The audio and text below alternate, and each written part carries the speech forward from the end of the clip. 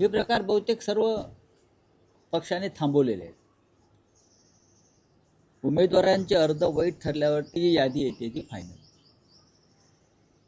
काल संध्याकाळपर्यंत शिवसेनेने ज्यांना उमेदवारी अर्ज दिले, एबी फॉर्म दिले, त्या सगळ्यांनी वाजत गाजत आपले अर्ज भरलेले आहेत.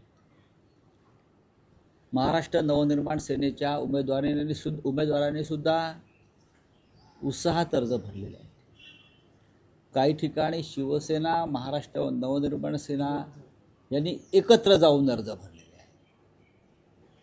बाकी इतर पक्षात काय गोंधळ चाललेला आपण पाहिला असेल.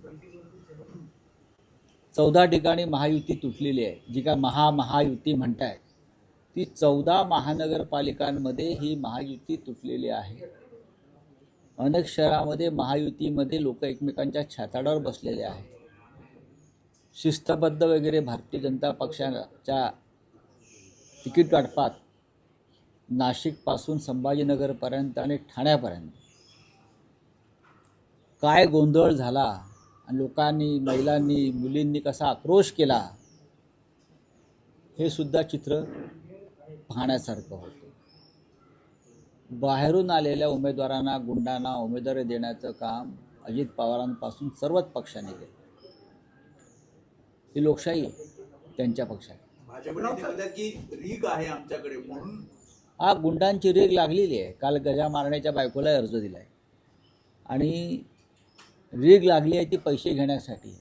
उमेदवारी बरोबर जे 5 कोटी रुपये दिले जात आहेत उमेदवारी अर्जाबरोबर, त्या 5 कोटीसाठी ही रीग आहे. आणि शिंदेकडे उमेदवारी बरोबर 10 कोटी. छत्रपती संभाजीनगरमध्ये भाजपचे अनेक निष्ठावंत त्यांनी काल प्रतिक्रिया दिल्या. कोणी निष्ठावंत नसतं. ते निष्ठावंतांची काल तुम्ही भूमिका पाहिली असेल. पुण्यामध्ये भाजपचे अनेक निष्ठावंत अजित पवारांच्या पक्षात गेलेत, अन्य पक्षात गेलेत. संभाजीनगरात सुद्धा निष्ठावंत म्हणून घेणारे भाजपचे शिस्तबद्ध कार्यकर्ते कुठल्या पक्षात गेले? निष्ठावंत वगैरे काय नसतं. आज शिंदे गट, भारतीय जनता पक्ष आणि अजित पवार उमेदवारी अर्जाबरोबर जे आर्थिक पॅकेज देत आहे 5-5, 10-10 कोटीचं, त्यासाठी हा गोंधळ आणि रीग, निष्ठा त्या पैशाच्या पावसात वाहून गेलेले आहेत. आमच्याकडे शुद्ध कार्यकर्ते आहेत. शाखा प्रमुख असतील, त्यांच्या कुटुंबातला कोणी कार्यकर्ता असेल, जुने आमचे कार्यकर्ते आहेत सगळे. आम्ही त्यांना उमेदवारी दिल्या आणि सामान्य मराठी माणसं आमच्याकडून निवडणुका लढतात. आणि शिंदेच्या शिवसेनेमध्ये जाऊ द्या. अनिल कोकीळ आहेत, त्याच्यानंतर प्रीती पाटणकर आहेत. अनेक जणांचं असं म्हणणं आहे की घराणेशाही होती, नेत्यांच्या मुलांना तिकीट दिली, त्याच्यामुळे काही जण नाराज होऊन अपक्ष त्यांनी अर्ज भरले. या बंडखोरांना तर रोखणार कसं? बघा, ह्याला मी बंडखोरी हा शब्दच मी काले म्हटलं. हे बंड वगैरे काय नसतं. याला तुम्ही कसलं बंड म्हणताय? या पक्षात तिकीट दिलं नाही म्हणून दुसऱ्या पक्षात जाऊन तिकीट घ्यायचं, हे बंड झालं का? बंड एकच झालं या देशामध्ये. ते 1857चं बंड, ब्रिटिशांच्या विरुद्ध स्वातंत्र्यासाठी, विचारांसाठी झालेलं बंड आहे. तिकिटासाठी बंड होतात. मग तुमची निष्ठा तिकिटावर आहे की पक्षावर आहे? असं बाळासाहेब ठाकरे नेहमी सांगायचे की तुमची निष्ठा तिकिटावर आहे की पक्षावर आहे ते ठरवा. ज्यांची तिकिटावर निष्ठा आहे ते निघून गेले. तिकीट नाकारण्याच्या नंतर दुसऱ्या मिनिटात जर एखादा उमेदवार जाऊन दुसऱ्या पक्षात उमेदवारी घेतो, याचा अर्थ तू गेल्या 10 दिवसापासून त्या पक्षाच्या संपर्कात आहेस. बरोबर ना? त्यांना परत बोलवणार की कशाला? घ्यायला लावणार? नाही, जे दुसऱ्या पक्षात जाऊन ताबडतोब पुढल्या 5 मिनिटात उमेदवारी घेतात, एवढं सोपं असतं का? याचा अर्थ तुम्ही मागच्या 10 दिवसापासून किंवा काही काळापासून त्या पक्षाच्या संपर्कात आहात की मला इथे तिकीट मिळालं नाही तर मी ताबडतोब तुमच्याकडे येतो. यांना निष्ठावंत किंवा बंडखोर वगैरे कसं म्हणणार तुम्ही? यांना बेईमानच म्हटलं पाहिजे. त्यातले काही लोक 2-2, 3-3 वेळा नगरसेवक झालेले आहेत पक्षाच्या तिकिटावर. इतर कोणाला, तरुणांना, नवीन लोकांना संधी द्यायची नाही का? काय पक्षात लोक वर्षानुवर्ष काम करतात. काही लोकांना आम्ही देऊ शकत नाही, पण काही ठिकाणी जर संधी असेल तर ती द्यायला पाहिजे. आणि अशा प्रकारे माननीय शिवसेना पक्षप्रमुखांनी अशा अनेक विभागामध्ये नवीन लोकांना संधी दिली आहे. जसं आता तुम्ही मगाशी शिवडीचा एक उल्लेख केला.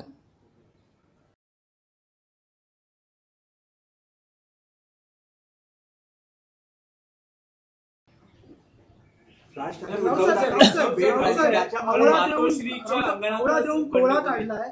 अशा प्रकारच्या मातोश्रीच्या राजकीय चर्चा ज्या आहेत ते अंगणातच मनसे- काय बंडखोरी झाली? चंद्रशेखर वायगणकर यांनी अपक्ष उमेदवारी बरोबर आहे ना, दिली आहे. अपक्ष उमेदवारी अशा प्रकारे मातोश्रीला आव्हान देण्याचाच प्रयत्न. नाही, मातोश्रीला आव्हान वगैरे काही नाही. श्रीकांत सरमळकर यांचे जावई हरीश शास्त्री यांना मेरिटवरती उमेदवारी दिली. उमेदवारी देणारे जे काय मंडळ होतं आमचं, त्या सगळ्यांनी एकमताने उमेदवारी दिलेली आहे त्यांना. वायगणकर याआधी नगरसेवक होते ना, मग त्यांच्यावरती अन्याय झाला असं कसं काय म्हणणार?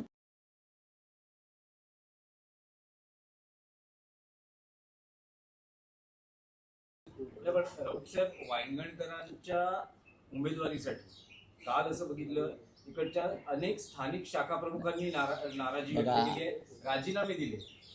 प्रत्येक मतदारसंघामध्ये एकापेक्षा जास्त इच्छुक असतात. एकापेक्षा जास्त, कुठे 10, कुठे 15, कुठे 16. या 16ही जणांचे समर्थक आणि पाठीराखे असतात, प्रत्येकाचे असतात. त्याशिवाय कोणी उमेदवारी अर्ज मागत नाही.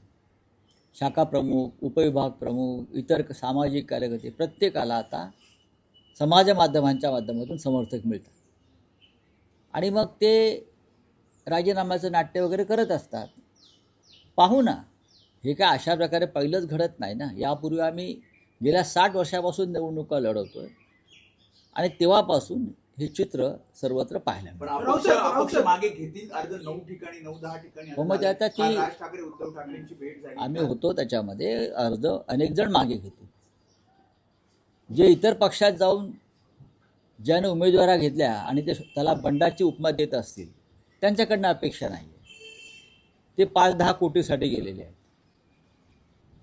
प्रश्न इतकाच आहे की मुंबईमध्ये शिवसेना आणि मनसे यांची युती, यांची आघाडी ही भक्कम आहे. मराठी माणूस या वेळेला अशा स्वतःला बंडखोर वगैरे म्हणून घेणाऱ्या प्रवृत्तींना पाठीशी घालणार नाही, हे लक्षात घ्या. जर कोणी गेले असतील, कोणी शिंदे गटात गेले असतील, कोणी अन्य ठिकाणी गेले असतील, ते महाराष्ट्राच्या पाठीमध्ये खंजीर खुपसत आहेत. मराठी माणसाच्या पाठीत खंजीर खुपसत आहेत. तुम्हाला दीर्घकाळ ही पदं दिलेली आहेत नगरसेवक पदाची. कुठेतरी जर पक्षाला असं वाटलं की बदल करायला पाहिजे, तुम्ही पक्षाबरोबर राहायला पाहिजे. तुम्ही कशा निष्ठावान? नाही, पण राऊतसाहेब दीर्घकाळ नगरसेवक महापौर पद भूषवलेल्या मंडळी नाही, रिपीट केले गेलेले आहे. तिथेही स्थानिकांची इच्छा होती. अनेकांना जवळपास 4-4, 5-5 टर्म ज्यांनी नगरसेवक पद भूषवलेलं आहे, मग काय झालं? महापौर, उपमहापौर, स्टँडिंग खरं म्हणजे संकेत स्टँडिंग सोडून द्या, संकेत असे आहेत राजकारणातले महानगरपालिकांच्या की महापौर पदावरील राहिलेल्या व्यक्तीनं पुन्हा नगरसेवक पदाची निवडणूक लढू नये, असे संकेत आहेत. पण गेल्या काही काळापासून ते संकेत कोणी पाळत नाही. ते सोडून द्या. तुम्ही जे म्हणताय की अमुक अमुक अमुक, काही वॉर्डामध्ये, काही मतदारसंघामध्ये विजयासाठी बदल आवश्यक असतात. ते करण्याचा अधिकार त्या पक्षाचा प्रमुखांना असतो आणि त्यानुसार त्यांनी ते केले आहे. राऊतसाहेब, आपण म्हटलात की मनसे आणि शिवसेनेची भक्कम आहे, मात्र एकीकडे राजकीय वर्तुळात अशा चर्चा आहेत की आपण आवळा देऊन कोहळा काढून घेतला मनसेकडे.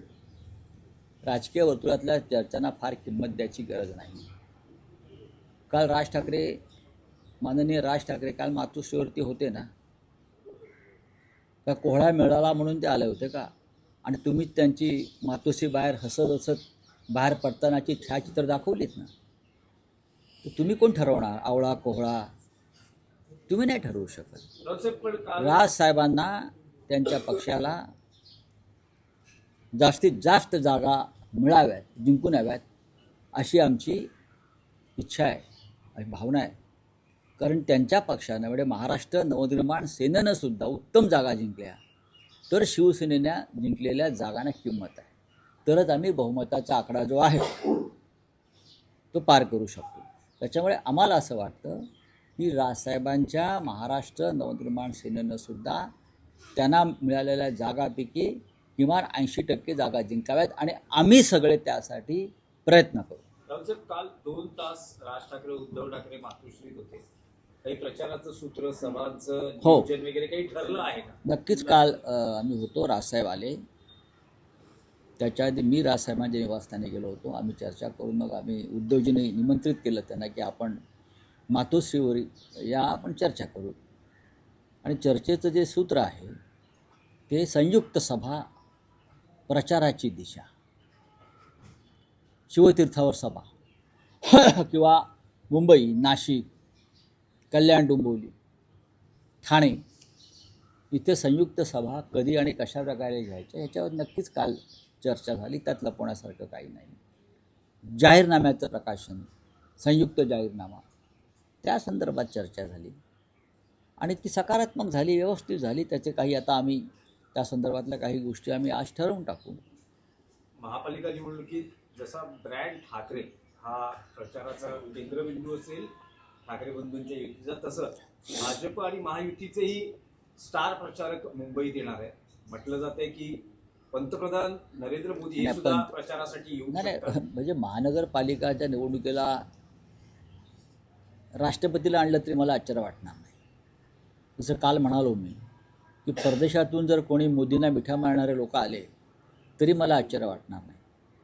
मुंबई महानगरपालिकेसारख्या निवडणुकीत तुम्ही देशभरातून लोक गोळा करून आणताय, पण ती भाजपचा आता ती परंपरा झालेली आहे. राज्यांचे मुख्यमंत्री, पंतप्रधान, गृहमंत्री, माझ्या माहितीप्रमाणे 11 तारखेला प्रधानमंत्री मुंबईत येत आहेत. 11 तारखेला 11 जानेवारीला प्रधानमंत्री मुंबईला येत आहे. 15 तारखेला प्रचार संपतो आहे. 15लाच ना, हां सर, हां 13ला 15ला निवडणूक आहे. 13ला प्रचार संपतो आहे आणि एका धार्मिक कार्यक्रमासाठी एका धार्मिक कार्यक्रमाचं खास आयोजन केलं आहे त्या दिवशी मुंबईतल्या जैन समाजाचं आणि प्रधानमंत्र्यांनी ते आमंत्रण स्वीकारलं आहे. ते प्रचारासाठीच येत आहेत ना. त्या पंथाच्या, त्या धर्माच्या लोकांना प्रभावाखाली घेण्यासाठीच येत आहेत की भाजपला मतदान करा. निवडणूक आयोग काय डुलक्या मारतोय? काय करतोय निवडणूक आयोग? या राज्याचा निवडणूक आयोग जो आहे त्या आयोगाचे एक प्रमुख आहेत वाघमारे म्हणून. त्याने वाघमारे या नावाला जागावं आणि भाजपच्या लांडग्यांना आवरावं. हां, अशीच माझी त्यांना विनंती आहे. हां, राव सर, मतदानाआधीच भाजपचे 2 उमेदवार विजय झालेले आहेत बिनविरोध कल्याण डोंबिवली हो द्या, हो द्या. बोला, कुछ हिंदी में है. मुंबई इलेक्शन के लिए जो है दिल्ली से आने वाले हैं. बात ऐसी है कि ये महानगर पालिका का चुनाव है. प्रधानमंत्री आप ग्राम पंचायत को भी जाते हैं. हाँ, पूरे देश के केंद्रीय मंत्री, राज्य के मुख्यमंत्री योगी जी मुंबई में आकर डेरा डालेंगे. 11 तारीख को प्रधानमंत्री जी एक धार्मिक कार्यक्रम में आ रहे हैं. धार्मिक कार्यक्रम में 13 तारीख को प्रचार थम जाएगा. 15 को चुनाव है मुंबई महानगर पालिका, ठाणे, सब कुछ. और प्रधानमंत्री जी अगर 11 को मुंबई में आते हैं तो राज्य निवडणूक आयोग जो है, राज्य चुनाव आयोग, उनको रोकना चाहिए. कौन से कार्यक्रम को आ रहे? धार्मिक कार्यक्रम है, वो बाद में भी हो सकता है, लेकिन उस माध्यम से उन लोगों को वो अपील करेंगे कि भारतीय जनता पार्टी को वोट कीजिए, मैं आया हूँ आपके कार्यक्रम. तो चुनाव आयोग की जिम्मेदारी है कि इस प्रकार के कार्यक्रम को रोकना चाहिए. Thank you.